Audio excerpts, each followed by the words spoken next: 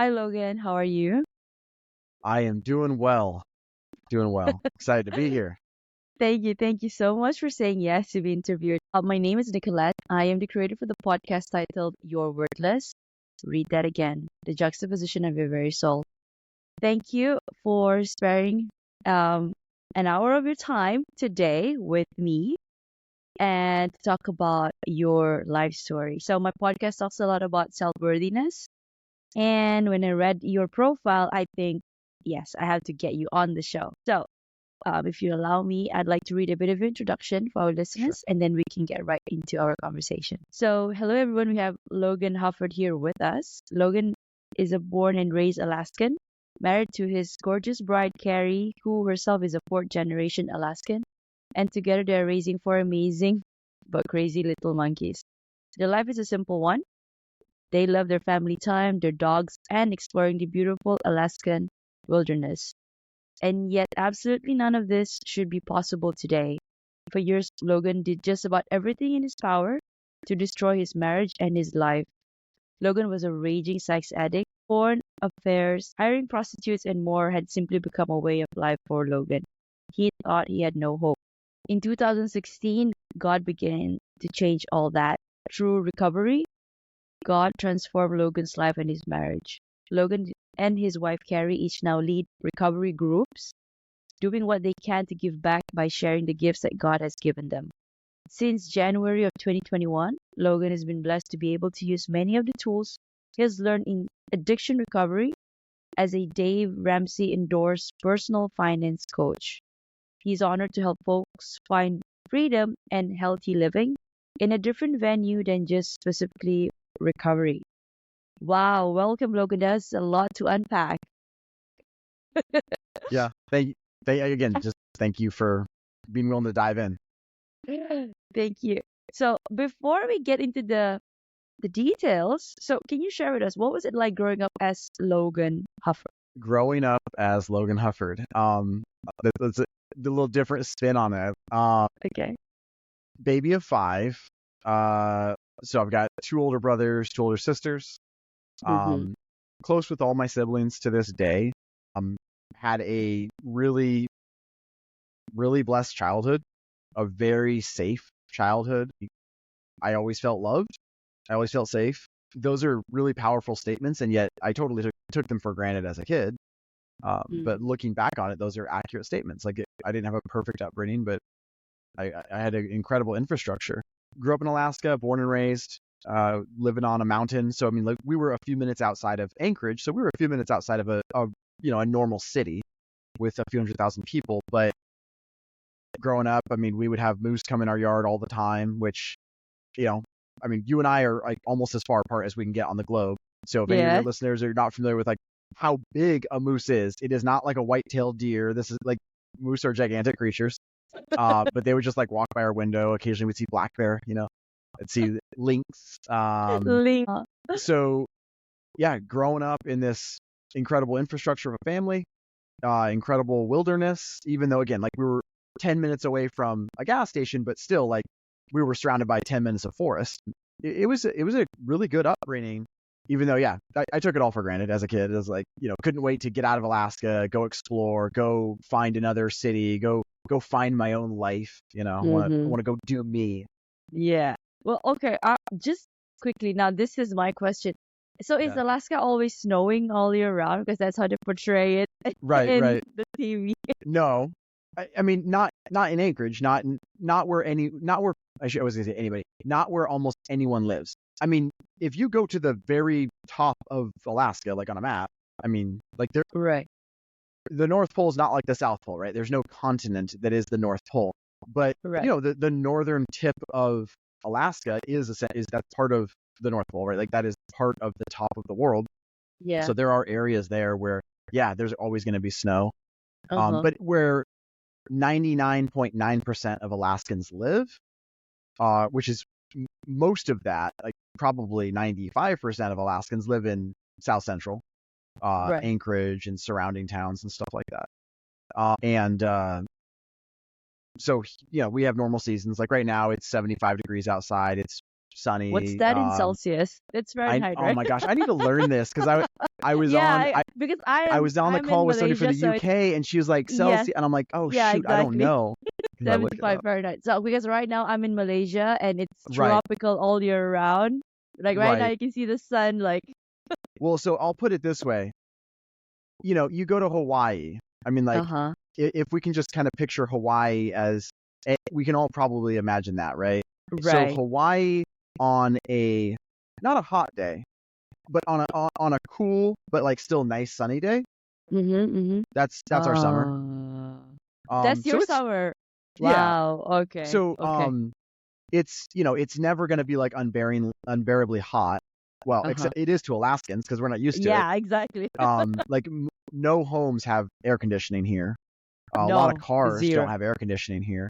So, if Wow. it gets Okay. that warm, people start sweating and they're like, looking for relief. You got all the fans going and all the, trying to get some breeze going through the house.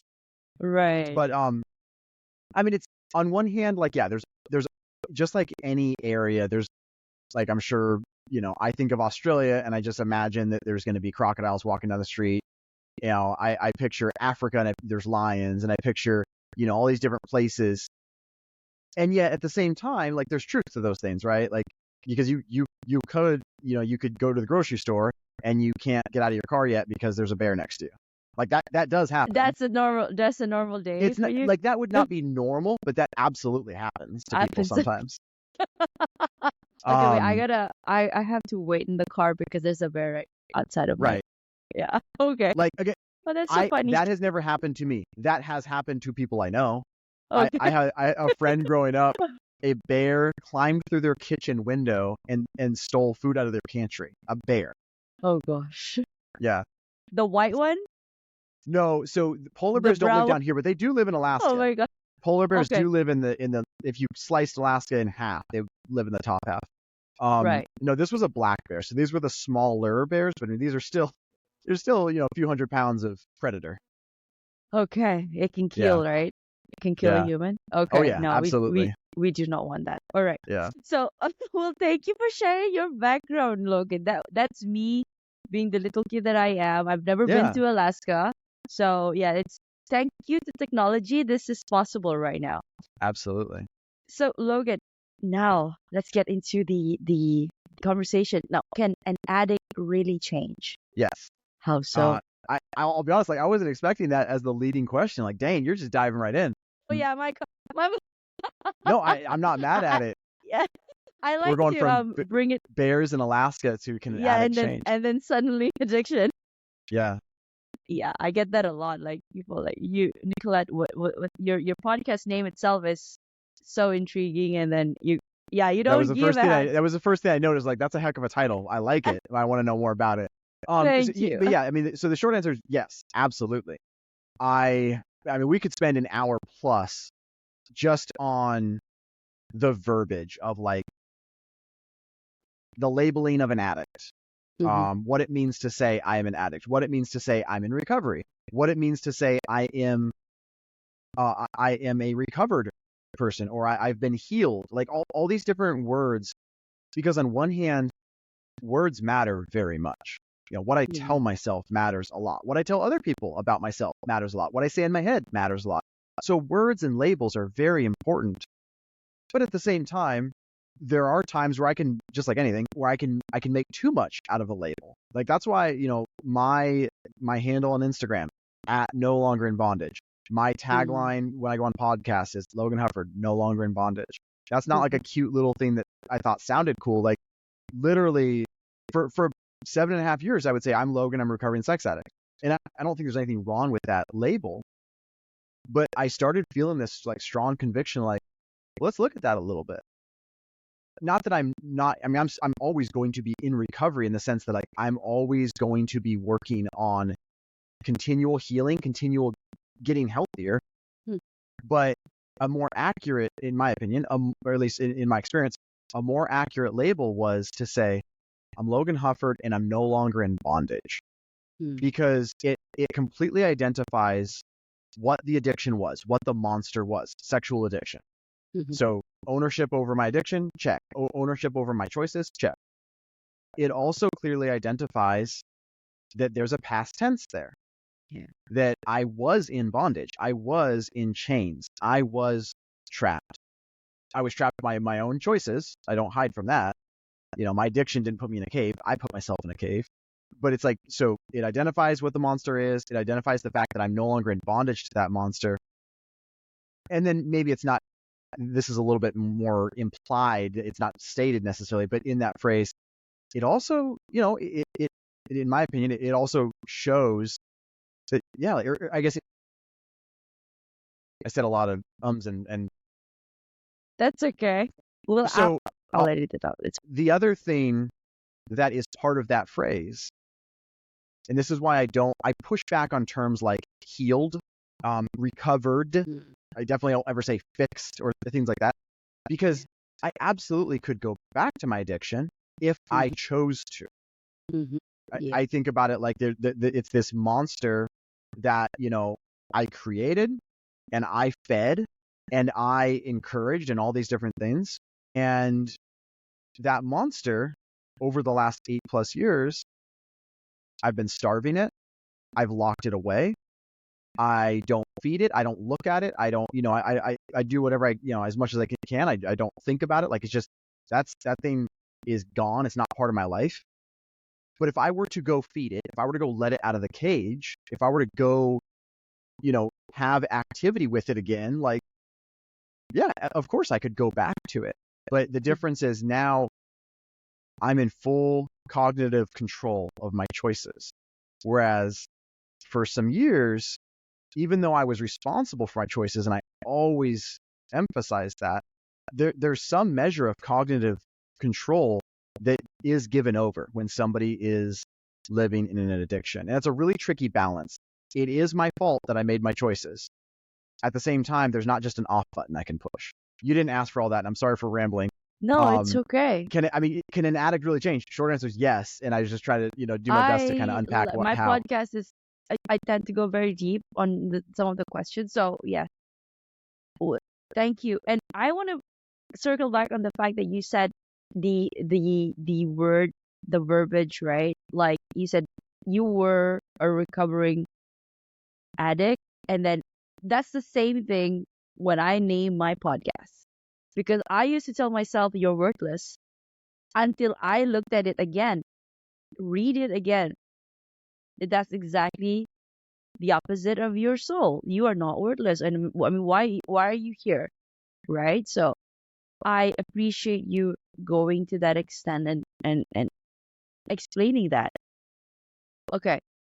If an addiction is defined as something I can't quit on my own, then doesn't that mean I'm not taking responsibility for my choices? So again, I mean, this is, I'm not just saying this as a cop out. Like, this is another one of those where we could do a whole series An of episode, episodes, yeah. on You know that. what? You should consider having your own podcast. I think that'd be really good. I don't want to. I'm not going to bore your listeners with like all my inner thoughts, but it's definitely something I have considered strongly. This is me guesting on other people's podcasts is my way of, because I can be a perfectionist. And so instead of like, let me wait till I have all the right equipment, let me wait till I know all the software and this, that, and the other, and I have the time, it's like, let me just jump in the pool and get used. And then, even like Instagram, I wasn't doing Instagram before I started doing podcasts, and now I've been hitting that thing hard, just putting out content and connecting with folks looking for hope in this area. Where was I? If an addiction is defined as something I cannot quit on my own, then doesn't that mean I'm not taking responsibility for my actions? So, yeah, of course, I started to go into this accidentally with you didn't send me the list of questions. I wasn't trying to like, start to answer the second one. So if your audience is like, hey, he's already answered that. Well, he's already started That's okay. She's setting him We're up. gonna. I will take my listeners to. I don't want to say merry-go-round, but I think they know my style. Right. Well, so yeah, as I started to kind of go into, I mean, it's this really tricky balance. I use the metaphor of a cave. I mean, of course, there's a couple different metaphors. I use the monster, right? The cave is another metaphor I use. I went into it a little bit more on one of my Instagram videos, kind of talking about it, which is my addiction was like this cave, this deep, dark, evil cave that I got myself into. Every step that I took going into that cave, I took those steps. I wasn't possessed. I wasn't pushed into that cave. My addiction didn't make me go into the cave. I took those steps. So I own that. At the same time, I got myself into that cave. And at some point, not that there was a singular moment, there was no day or there was no like specific age, like suddenly at age 21, but at some point, I was so deep in that cave that I was going, I don't know how to get out of this cave. I don't know if I can get out of this cave. Truly, this is not a cop out. I didn't know how to operate any other way.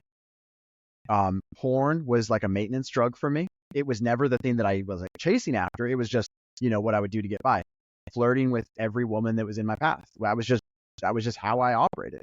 I was a predator. I chased after whatever I could get from any woman or any situation, whether it be pornography, flirting, sexual contact with a woman, getting some attention, even if they didn't necessarily want to flirt with me or give me physical contact, like I could get a little bit of attention, like whatever I could take, I would take. Whatever high I could get, I could get. And so that was my MO. And so I had literally years of muscle memory baked into how I operated. So it's this tricky, and I'm sure, other people could go into the science more. Like I've learned a lot about the science of it. Not a scientist, don't have the lab studies, memorized. But I mean, it's literally, and I didn't realize this in my addiction, of course, but when I'm an addict, and this is true of other addictions, this is true of if I compulsively bite my nails, what I'm about to say is true. I literally rewire my brain to operate in that way. My neural pathways are getting rewired. It's like I'm paving new roads, and the more I go on them, the more they're paved and smooth. So the more smooth they are, the more I'm going to go on them, and it's this cycle, and it feeds itself. But again, at the same time, like I chose to do it. I'm sorry, this is like metaphor day. This really speaks to what the question, though, maybe in the best way. Because this is addiction, this is recovery. So in my addiction, it was like I was in a self-driving car that I couldn't control anything. I was stuck, with the seatbelt fastened, and I couldn't steer, and I couldn't brake, and I couldn't get out, and I couldn't do anything. I was just like stuck in this car going 100 miles an hour. That's what it felt like. It felt like I was automatically just going all these places and doing all these things. Of course, that's not reality, but that's what it felt like. And then through recovery, God used a lot of men and the program that I was in to help me to see, and basically, like it's like now I'm watching the video footage of me in that car, and here's what I see. So number one, Logan was driving, even though it felt like I wasn't. Number two, there were all these off ramps I could have taken, and I didn't see them in my addiction. I didn't see all these opportunities like, hey, maybe I've crossed over 2 or 3 boundaries, or I didn't have boundaries back then, but barriers of like appropriate behavior. But that doesn't mean I still could have stopped. I still could have pulled back. But in my addiction, I felt like, well, I've already gone this far. I guess I just have to keep going. It's like I already flirted with that girl. Now she's asking to hang out. I guess I just have to. Whereas like, no, of course I don't have to. I'm already in the car with this person. I guess I have to fill in the blank. Well, no, but I'd already crossed over all these. It's like I got to this point where I've crossed over 10 thresholds of any sort of appropriate human behavior. And I got myself to this point where I'm just acting as this monster. And yet it felt like I'm just automatically going through these motions. Wow. And for you to be here, to be telling that story again, thank you for being so open and candid and vulnerable. I really appreciate it. I think when I was reading the questions that I was preparing and also cross-referencing it to the ones you have in PodMatch, I guess this is also my curiosity. Now, Yeah. What about your wife? Were you married then when you were Yeah. in this behavior? Yeah. Basically, all of my behavior that would be obviously inappropriate, and I can unpack what I mean by that. All of my behavior that was externally visible as like addictive behavior or wildly inappropriate behavior, the prostitutes, the cheating, that was all since I met my wife. Some of that was before we got married, but I mean, that was from the time that we were engaged past our wedding day, several years past our wedding day, up until a little bit more than 8 years ago. I was planting seeds before I ever met my wife. To give you a little bit of a timeline, so I'm 33, I'll be 34 here in a couple months. My wife's basically the same age. I started looking at porn as a kid. I don't know the exact age, but call it 9, pre-puberty, before I knew what sex was or anything like that. So started looking at porn then.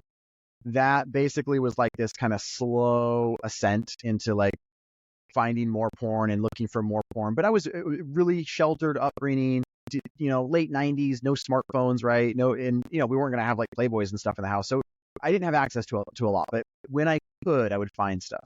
So that was like this, wouldn't have looked like much for several years.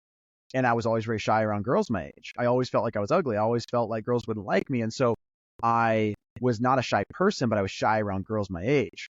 So first 18 years of my life, I was like Mr. Goody Two-Shoes as far as anyone could tell.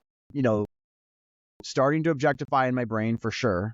Of course, especially with pornography, but starting to learn how to do that with humans in front of me.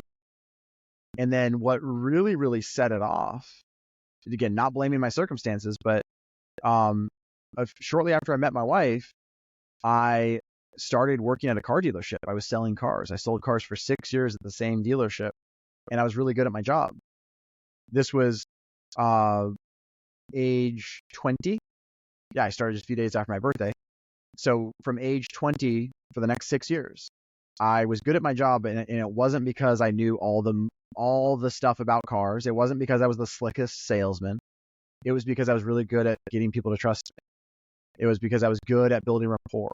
I was good at connecting with folks and getting them to open up to me. That led to a lot of sales, and that led to a lot of me abusing the vulnerability and the trust and the connection of basically every woman that I came into contact with. I quickly learned that I could abuse that and get what I wanted. And again, it would look different ways. Sometimes it would be a full sexual affair. Most times it would be, sexual texting or just a, flirtatious comment here. But again, I would take whatever I could get, and I would go as far as I could and then move on to the next person, the next situation. That continued for years. We started having kids young too. We had our first son. We have 4 boys and born in 5 years. And our first one was born 11 months after we got married. So most of my addiction, most of my acting out with other women, porn, all this is as a husband, as a dad, as someone who called themselves a Christian, just doing the worst stuff, a husband could be doing. I wasn't joking when I said I did everything I could to throw away my marriage. I mean, every day, this is not an exaggeration, every single day, I thank God for salvation. I thank him for recovery. Because without recovery, I'm thankful for my wife. I'm thankful for my kids. I'm thankful for all these. Without recovery, I wouldn't have any of it. So I thank God for recovery first before I even thank God for my wife and kids. Not that, order of words in a prayer is necessarily what matters, but it's like recovery is what is what has made this even possible. And as we can get into, recovery itself was not possible until God just started to unfold this path in front of me. Because you said you called yourself worthless. I called myself hopeless. I hated that I was alive. I hated that I was alive on this earth because all I do is hurt every single person around me. God, why did you put me here? And that's how I lived for years. Oh, so whew, this is a tough subject for me as well. So what kind of conversation or that you have with your wife? What was it theme like? Did she know, but she just pretended to not know, or did she confront you? And How can she trust you after all those years? Yeah. I want you, if I don't remember, please circle me Yeah, back to that last part, because I'm yeah, going to tackle, I want to try to tackle the first part first. yeah. The trust piece is really a separate thing. So, so over the course of several years, it looked like different things, right? Her responses were, of course, different because we're talking Mhm. several years. So I confessed to sexual affairs 6 months after we got married. And that was, I mean, I'm thinking on the fly here, but I mean, we're talking about a roughly about a year of cheating on her. Several months before we got married, several months after we got married. I wrote her a letter, and I shared that I had been sexually unfaithful, and I did that. I did legitimately feel terrible. I legitimately, I knew that this was terrible, and I hated that I did it, and I hated myself, and on some level, just out of ignorance, I thought like, okay, well, I'm gonna write. I'm never gonna do it again. Like I would never do that again. This is terrible. Now that I'm confessing it, now that I'm putting it out there in the open, like, well, of course I wouldn't be tempted to do that again. And like I did feel that way for a little while, but of course, did my infrastructure of how I made decisions and who I hung out with and the things that did any of that change? No. But I confessed things to her, and then that started this new terrible habit cycle of confessing to her every so often, these staggered confessions. So number one, these were confessions that I would make primarily because they made me feel better, because it got it off my chest.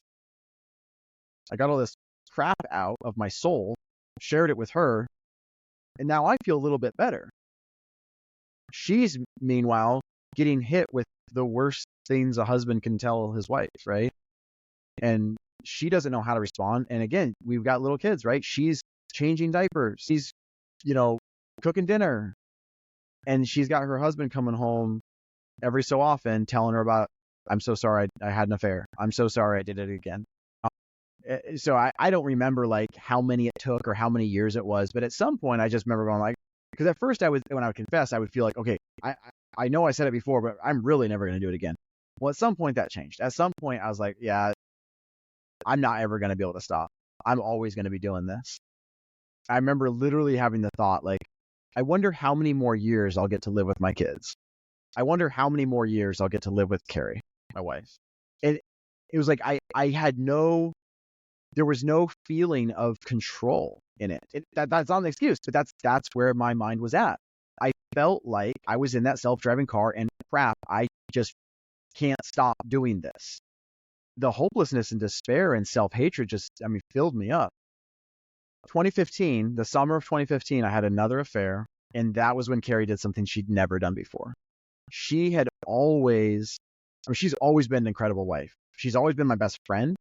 She's always been an incredible woman. She always tried to love me more, to be sexier, to make sure that, she was going to be as available as possible, that I would never have a reason to cheat. Nobody coached her up on that, although now in recovery, we hear that advice all the time, especially from the church. And it's really terrible advice to a woman that's been betrayed, but that's really common advice. So even though she never got that advice, she felt like that. It was never about her. It was about me chasing after the new high, the next high, the new and different and more and all that, just like a drug. So in 2015, she gave me an ultimatum. She said, Logan, I can't control, she didn't say these exact words, but I can't control if you, hurt me, but if you continue on this path, if you don't change, then I will leave and the kids will leave. Because she couldn't fix me, she couldn't stop me, but she could control whether or not she left. And so she shared that with me, and I believed her. Now, that was the summer of 2015. My sobriety date is May 19th, 2016. So there was still almost a year before real traction started of not acting out, getting in a recovery program. I didn't have a sexual affair again, but porn was still a big struggle. And just, my MO of flirting and stuff like that still came and went. It didn't get to the point of, reaching certain levels, but that's, again, my behavior still was still up and down and up and down. But for Beth, that's very weak and vague verbiage, but it's accurate verbiage. That's I was kind of doing the bare minimum, checking the boxes, like, because I still didn't really feel like anything was going to work. I was willing to try it, but I'll stop rambling for right now. But No, I am really into this, so I appreciate you sharing. I mean, I probably need to have you back on for another episode, so I'd be because we welcome to have do few that. more questions. So yeah, yeah. And how can then your wife Carrie trust? I mean, Yeah. yeah. So this is where, so she's, again, not to like bore your listeners, but um, what I would love to do is have a podcast with Carrie some, and I would love to go on I podcasts would with Carrie love to have because her on as her well. her story, because some of these things is like, okay, I can share with you, I can tell you from her mouth like what she has said when she shared her testimony and all, but I mean, of course, it only means so much. It's coming from another human. When she shares her story and people can see her journey of healing and her journey through all this, that just is a whole other thing. Because like she has her Yeah, story, I have my story. We as a family have our marriage story, and like they're all connected, but they're all yeah, unique. The I'll try to give a short-ish answer, which is she learned to trust me because I started to display believable behavior. It wasn't because I gave her more promises or better promises. It wasn't because I started to be more affectionate with her. No, it was because she saw in me eventually, again, not so much those first few months, or I mean, maybe a little seeds planted, but she started to see sobriety, which was part of it. May 19th going forward, but I joined a program. It was a voluntary house arrest program, basically, for 2 years, where I was living in the home, and it wasn't a legal procedure, but it was. I mean, I couldn't go camping. I couldn't. I had to make a phone call every single day. I had to meet with my mentor every single week. I had mandatory meetings on top of that. I had hours of homework every week. It was a very rigorous program. So, she saw my actions are different. My actions are backing up my words. I am not just saying I'll be different, I am being different. Not perfectly, but progressive victory, not perfection, is what we always say in recovery. So believable behavior was a big piece of it. The other piece of it was and this is its own like miracle. She trusted so much and submitted to the program. She not out of naivety, not out of ignorance, but we got to know my mentor, and then his wife mentored her in sexual betrayal trauma, which is its own, all the abuse that I'd done to her, all the betrayal I'd done to her. She needed to heal from that. And so she dove into recovery right after I did for herself. So, we had an incredible mentor, each of us, who were, of course, married to each other, and they had mentors surrounding them. So we had a whole team that worked with us. And so Carrie knew, like, Logan is not just out here trying to be better. He's got a man working with him. He's got men holding him accountable. He's got a whole team of guys that he works with. If he does something, if he crosses a boundary, not just like if he had an affair, but like, if he crossed any boundary, like there's a whole list of things that I would have to report to my mentor, to other men, all these. So she knew, like, I'm accountable for my time. I'm accountable for my behavior. A really good tangible example of what that looked like was right before I graduated from my program. This was March of 2018, right before I graduated. So I'm, a little less than 2 years sober, which at the time felt awesome, right? But looking back on it, I was still kind of a baby in recovery, but there was way more traction than I'd ever had in my life, right? Almost 2 years. We went down to Arizona for a vacation for 1 week, but then she stayed in Arizona for 3 weeks with our boys, and then with her grandma, because her grandma lives down there. And I came back up. I couldn't take enough time off work to be down there for a month. So I came up. So for 3 weeks, I'm living at her house by myself. She's down in Arizona for 3 weeks. 2 years before that, I was sending texts to women and looking at porn. 3 years before that, I was having sexual affairs. And she would tell you, if she was sitting here, she has shared this with ladies and in her testimony. She didn't worry about what I was doing. She didn't struggle with wondering what was going on. Logically, she should have had every worry in the book, right? Like logically, but she knew I had a multiple page safety plan written out that's required anytime the routine is different, whether I'm on a trip or, I'm all alone or I'm, got a family situation that's different. Like what I had to do a safety plan, and I had all these boundaries and all the timelines of my schedule and all these things. I had all the rules laid out that my mentor didn't make for me. I made them, and then he would give me feedback, and other guys would give me feedback and stuff. Carrie knew, how often I was going to be meeting with my mentor and all the different things I was going to be doing. In that 3 weeks was like no 3 weeks I'd ever had before. I mean, didn't look at porn, didn't even feel a temptation. And that's not necessarily going to be every guy's story. There's going to be some, there's been other times where I've had temptations for sure. What I always try to get at there is like, I had so many boundaries and so many rules. Boundaries and rules to somebody that doesn't understand them sounds really intense. It was intense. It sounds oppressive, but it wasn't. It gave me so much freedom because I could just, this sounds cheesy maybe, but like I could just live my life, enjoy time with me and my dog, at the house, enjoy time with, like, I had my mentor over for dinner one night and we just hung out.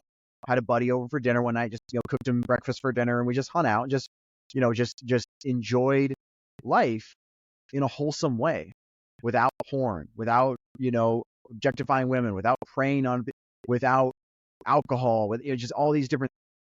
So I'm giving these really long answers. It's hard for me to No, I not can do that. imagine it. Like, I'm picturing it right now. Like it's that's So the essence of it. Yeah. Yeah, in terms of like how could Carrie trust me, that's the two big pieces were, yeah, she trusted and submitted to the program and the men that made up that program, which is a Christ-centered recovery program.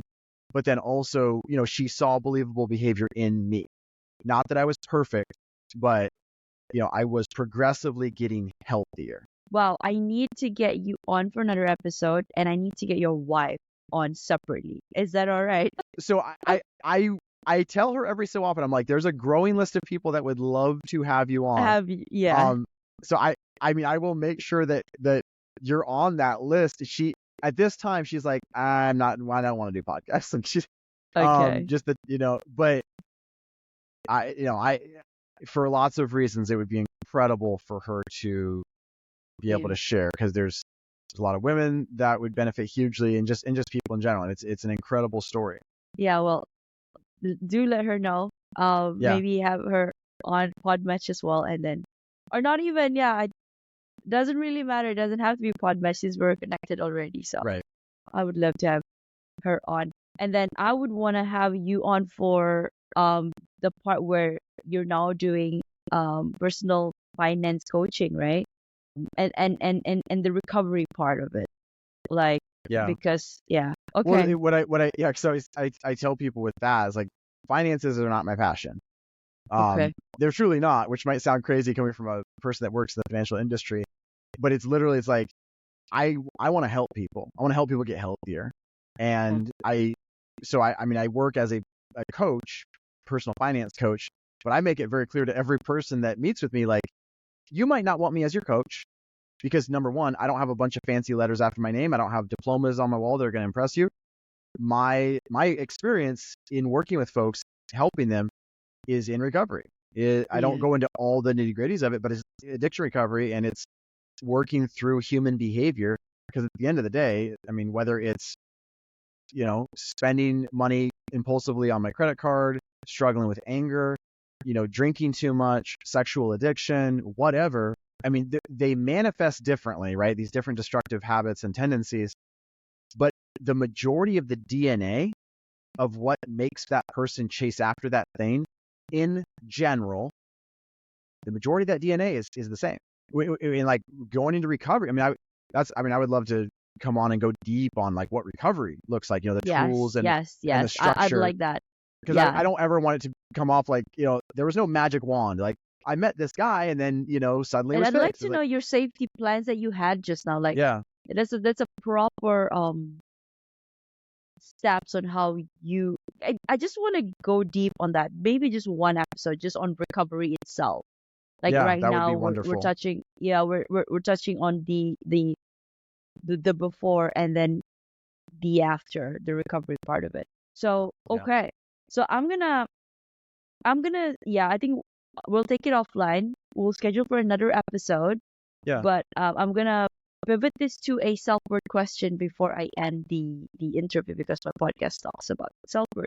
Logan, the question for you: how would you define self-worth, and why is it crucial for personal growth and happiness? I would define self-worth. This is completely on the fly for me. Yeah, My I was value. I feel bad putting people on the spotlight like this all No, the you're good. time. You're good. You can edit this out. I mean, I enjoy being put on the spot in the sense I enjoy new questions, questions that I was not prepared for, that I have not thought about or have not been asked about. So self-worth, if I sort of tweak that verbiage as where does my value come from? Because I'm a Christian and I absolutely believe my value comes from being a creation of Christ, being created in his image. But that can sound pretty nebulous. Like, what does that mean? Like, what, especially if somebody doesn't have those beliefs, right? So while I believe that to be true, maybe a different way to put it would be my value as a creation of Christ, my value as someone created in God's image, as other people can be, my value as other people can witness it is what is my mission on this earth? How am I loving others? What am I delivering to others? I do believe, I mean, every single human has the capacity to understand a mission, understand why they were created. And it's going to look different for different people, right? I don't have the giftings of lots of other people. But like for me, I mean, I went deep on my self-hatred and despair and literally going, God, why did you create? And now I'm blessed to be able to go, I know why God created me. I very much believe God created me so that I can have this story, so that I can help other men, so that I can, put my hand into that pit and help other men out, just like God put men in my path that did that for me. That's powerful. Okay. Now, um, last question for you. Normally, this is just also on the fly because Sure. this is I never thought this we're gonna we're gonna have another episode. So, I normally end my podcast with the guests having to quote a quote that they create to leave to the audience listening and the world as his or her legacy. What would it be? Can you say the question one more time? The last part? If you could create a quote right now for you to leave to the audience listening and the world is your legacy, what would it be? Woo, that's a big one. I'll probably kick myself because I'll probably think of something better. That's okay. You But, can but say it in the the thing, second. The second. well, I mean, I will, so I'm not just like grabbing this out of thin air. This is honestly, this is a very, I'll say this is a core principle for me and my recovery. This is a core principle of just what I believe. And when I'm coaching folks, whether it's in recovery, financially, in my job, the Instagram stuff that I do, if you are trapped in a destructive cycle, I promise you there are other folks that have been where you're at and have not just gotten out, but they've experienced transformative healing. Those people do exist. I've been able to meet some people. I mean, I've got a rough past. I've got a rough history of how I treated people. I have met people with a prison record and without a prison record, but people that have done some of the worst things a human could do. And these people, I've gotten to know them very deeply. And I know them well over the course of years. You would not know that these people had done those things. Some people might say the same about me, that, wow, literally, a buddy just said that to me at the gym. He started following me on Instagram, and it was just like, that's cool. Like, I'm not hiding from it. But he's like, dang, like, wouldn't have thought that. It's like, well, yeah, because everyone's got stuff, right? Everyone has, whether they're dark secrets or not, everyone has stuff that they struggle with. Mhm. And like a lot of folks, I didn't realize, hey, there's other people that have been down this path. There's other Mhm. people that have experienced healing from this. I thought I was the only one that either done it or definitely nobody else has gotten healing. So I promise you there are other people. Whoa. Okay. Now,